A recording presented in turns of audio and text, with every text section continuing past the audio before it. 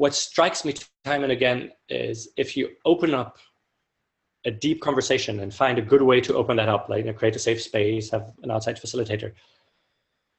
It's incredible how quickly you create team.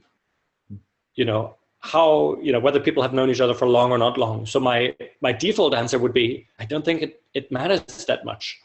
I think you can go to really essential conversation quite quickly if you build the right space to do that. And of course, if you have a history, that provides all sorts of juicy material, right? There might be hurt there. There might be all sorts of things that is wonderful material for people then to actually, learn even more, develop even faster. And the individual followed up and they said, particularly when they're stuck in habits with each other. Yeah, I think, again, for me, the question is simply how deep a conversation do you manage to create? Because then all of that will come out.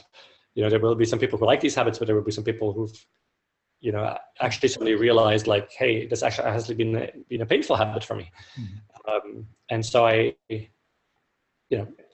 that's probably where, again, the 4 quadrants come in. Maybe that this is the moment to actually change something structurally and divide up that team, or change the way you do roles, or change the way you do conversations, or, take away the management position and the manager's position, and poof, suddenly structurally things have changed, and that kicks people out of the habit. In my experience, there are no downsides in terms of working with a long-term team, unless one superimposes various ideals and methodologies that are not arising out of the actual flow of the inquiry in the team itself. So in that sense, there are no downsides, but there are some very specific and substantial challenges.